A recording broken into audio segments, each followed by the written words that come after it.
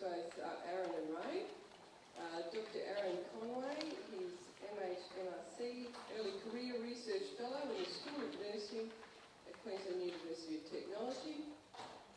Aaron conducts health services research with a focus on procedural sedation and cardiovascular nursing. And his colleague, Professor Ray Chan. Ray is a Professor of Nursing at the Queensland University of Technology. Oh, there you go, they're working together. And Metro North Hospital Health Service.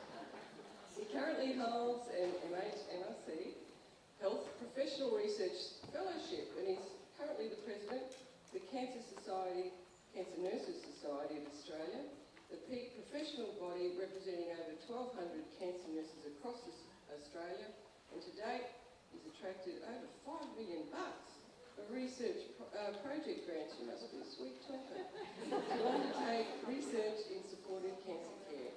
Professor Chan is the Chief Investigator for 4 current NHMRC project grants and has published 70 peer-reviewed articles, so you've been busy as well.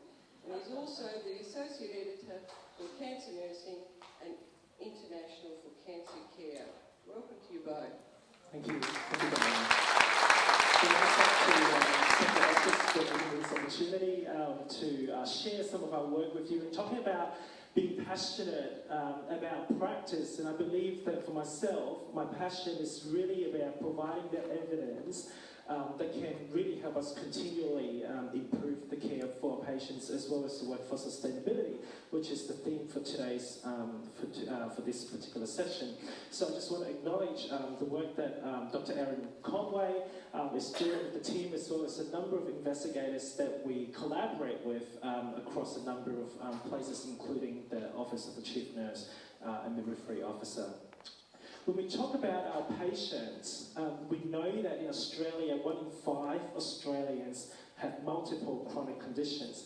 And when we look at people who are 45 years and above, 40% of them have more than 2 chronic conditions. And for people who are over 65 years of age, 60% of them have more than 3 chronic conditions. So unfortunately, when we look at how complex our patients are, this is actually quite a common picture. And if you do get admitted into an acute hospital, unfortunately, the number of health professionals that you will actually have interactions with or receive care from, there are actually 17 on average, 17.8 health professionals that you have interaction with. And if you're a surgical patient, you get a whole heap more than 26.6 health professionals. And of course, there are a whole heap of people who are actually involved in the care for our patients, and not yet to mention about our vulnerable groups such as children and young people, ATSI peoples, as well as people who live in the rural and remote area. So we're very fortunate this current government has injected a lot of funds, and as Dr. Wakefield has stated, there was more than $100 million injected into the system, with 400 nurse navigators who are trying to fix some of these stuff for us. Now, some of this data is not new. Many of you have heard about that before. But from a nursing perspective, in terms of system-level, large-scale innovation, there aren't actually a lot out there. But you and I, sitting down here as nurse leaders, we know that we are a large part to that solution, and we would love to see how this program continue to evolve, but also how we can use evidence to continue to guide the evolution of the program, so that we can make sure our patients and our system get the best available outcomes. So for our team, our research team, we before we did anything, we actually went out to do systematic reviews, one on quantitative study, which is led by Aaron and Chris O'Donnell here, and Pat Yates. Our team is currently finalising a systematic review of qualitative evidence as well, that actually looks into a little bit deeper into the role of a nurse navigator and the contribution, the unique contribution that a nurse navigator can give to our patient and our health system. Then we're currently also conducting a few pilot studies looking into the work profile Obviously, at the very beginning of the policy, there were a few goals and principles for the role. So it is actually quite interesting that we are using the STRONG model and the APRD tool to look at how nurses are using their time in the clinical activities for the nurse navigators, and also some of the system barriers, I guess, to the implementation of their role, so we can actually help iron out some of these things. We are also doing a case control study at the moment, looking at the cost and the hospitalisation and ED presentation of patients who see the nurse navigators versus those who don't see the nurse navigator, but also historical control even prior to the implementation of the program, so we can actually see some of those comparisons there. And I would like to talk to you a little bit more about the cost in a minute. And of course, very, very importantly, we want to glean from our patients and carers about what the insights really are around our nurse navigators. So I thought what I would do today, while we are still collecting some of those data and analysing them, I would like to share with you some of the outcomes of the systematic review conducted by Aaron, Chris and Patsy, but also some of the interviews that we've conducted today, and I think some of the quotes that, from our patients and carers are really, really juicy. So these are the 5 things Dr. Conway and the team located 38 research articles on nurse care coordinators, nurse navigators. And what they found is that when they were looking at those that generated desirable outcomes, these 5 themes or 5 attributes are commonly seen in those those papers that reported positive outcomes. And so we thought it's quite interesting to be highlighting them here, because what the team wants to do is really disseminate that to our nurse navigators, so our nurse navigators can actually put them into the context of their model of care and see how they can actually implement them. So what I'm going to do now is to sort of give you a little bit of insights from our patients, and these are the quotes from our qualitative interviews with our patients and carers. And from our hospital admission data, we always know that there are high user groups. We always know that there are people out there who are at higher risk of readmissions, of morbidity and mortality. But what is really, really interesting though is that when we look into these quotes, patients and carers are actually having their expectation on what actually constitute high risk and who should actually get more resources from the nurse navigators as well as our health systems. And I guess as nurses and nurse navigators, it's quite important for us to be looking into how we negotiate through that mismatch expectation, I guess, in terms of what we see at high risk or what the systems see at high risk and what patients and carers see as high risk. The Department of Health is doing some really interesting work at the moment with the health statistics branch to look at what risk factors can be used, I guess, from those groups, so that our nurse navigators can better identify those people who really need the care. Now, I didn't quite remember which nurse in the audience was talking about how important it is for us to personalise some of the outcomes and experiences of our patients. And I have got a very, very soft spot for young girls, because I've got a little one myself, with a second one coming hopefully in a couple of weeks' time. When I was reading into the scripts that came back between myself and my team, when I was reading this, my heart really, really gone out to both the patient and the parent. And I will read this out. Brittany goes to a special school. She has got a wheelchair. She was allowed to fall off the chair in the classroom. She's got special chair and she wears a patella stabilizers because her kneecaps dislocate. The NN offered to come to the school, but in the end, I think the school nurse went to the hospital and they had a chat about it. The NN made it quite clear Brittany's needs that I don't believe they really realised how, the level of care. But now they do. It is a new class 2 and Brittany going to toilet. She kept coming home wet through. I know she's incontinent and wearing pads, but she has to double void Brittany in 90 minutes and then you're normally okay. But she kept coming home completely wet through.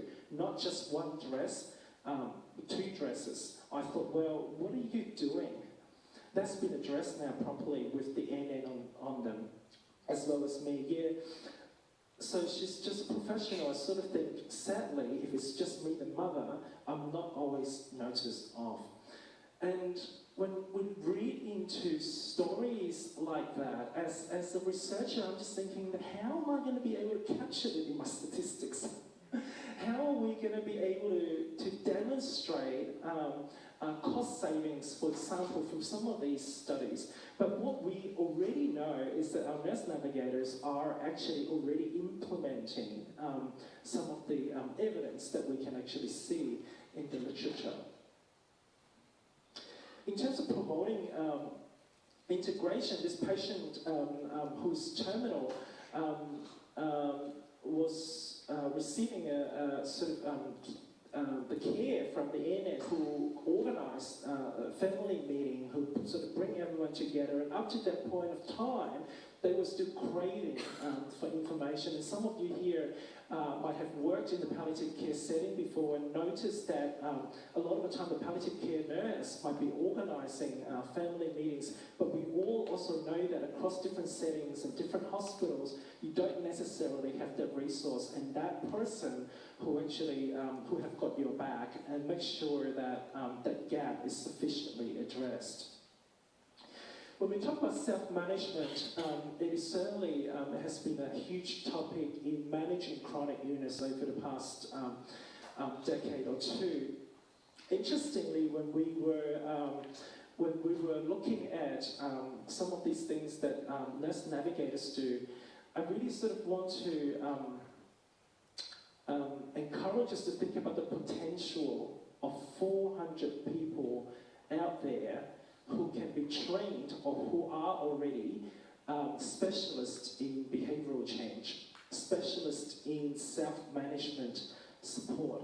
And all of us here know that sometimes when you do tell patients something, and when you tell them to go home and do certain things, things don't necessarily happen.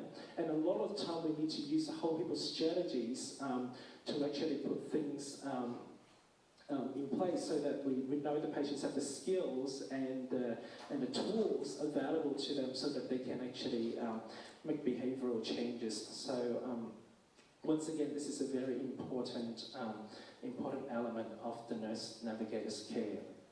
When we talk about transition management, now some of you here must be thinking that, well, how does this actually differ from the traditional discharge coordinator role? I guess the unique contribution of a nurse navigator is that when you are looking after the patient, you don't necessarily start as they are in an acute admission. You don't necessarily start their care 2 days before they get discharged. And what happens is that the nurse navigator could actually follow the patient through until the patient actually ceases to need their care. So, talking about challenges going forward, I guess my passion is really, a lot of the time, I come from the area of cancer care, and witnessing how cancer care coordinators have sort of developed, what we have seen is that when funding dries up or when there is a change of government, for example, oftentimes some of these roles could be at risk. And we have already seen that happening in some pockets of the country. And I guess when I first saw the program, I guess my motive behind putting my time towards this is really to make sure that we have good evidence or information about the role to inform future decision making from a system level. So it remains a challenge for us in terms of how we can effectively measure all the meaningful outcomes for patients and carers in the system. Just like that case that I was talking to you about, how do we make sure that we can measure that? What system interventions that we can do to maximise the effectiveness of the NN roles? Interestingly, while we know that the office has been doing a lot of promotional activities, when the NN program first got introduced, it was even in the news. It's interesting that some of our multidisciplinary team colleagues are still telling us that they don't necessarily quite understand the role. So marketing is one key thing. What are the professional development needs out there so that we can prepare our nurse navigators as much as possible to deliver the care that they need to? What privileges do they really need in terms of referrals, etc., etc. The next one is very interesting because every person, well, not every person, I'm probably exaggerating a little bit here, but a lot of the people that I talked to told me that they firmly believe that the nurse navigator role will reduce cost for the health system. Now, hearing me, you're probably expecting me to say no. I'm not very sure when we're actually looking into the time period, because we're actually quite early stage in the implementation. Please don't take me wrong. I do believe in the value of the nurse navigators, and I believe that if people are getting the right care at the right time, eventually we will actually see a more sustainable and cost-effective health system. But what is really interesting to me is that when we are looking into those roles, the principles underpinning the role is actually about helping people to get the right care at the right time. How do we know that if we're actually helping people to get the right care, we are not going to increase the cost actually for a certain period of time? And at the moment, we don't actually know that, nor are we sorry about that if we are helping people get the right care. A lot of time when we talk about access of care and evidence-based care, as long as our patients are getting the right care. So instead of really just looking about the cost, what we should be looking at is appropriate cost and appropriate expenditure, because we know that if we're giving our patients the best care possible, that are evidence-based and patient-centred, eventually we will contribute to an efficient healthcare system. And of course, there might be a number of other challenges out there, but as the program continues to evolve, we'll continue to work with the 400 nurse navigators. I know there's 113 for now, but we look forward to working with you to generate more evidence and information so that we can actually guide the evolution of the nurse navigator program. Thank you.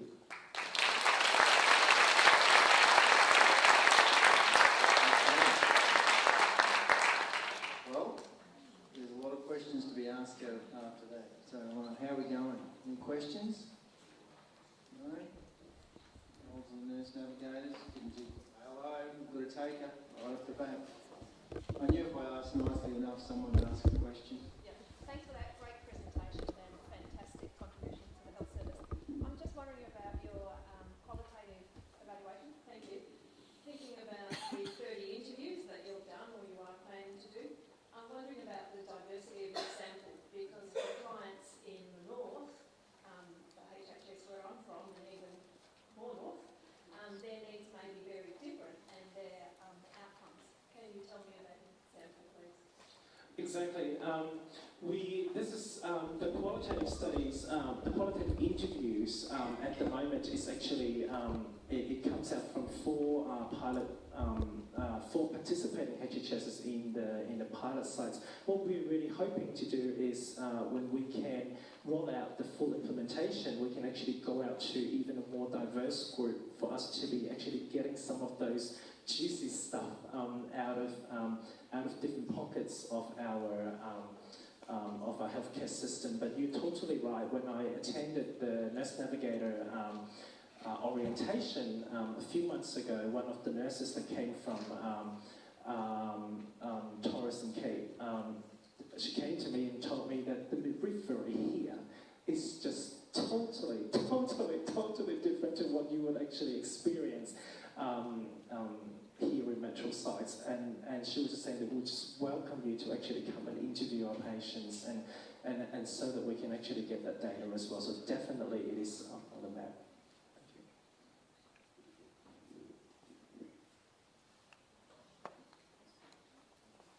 Okay. How are we going? Lunch? Questions? No, let's stay. Let's work through lunch. Come on. Hang on, Shelley's going to say.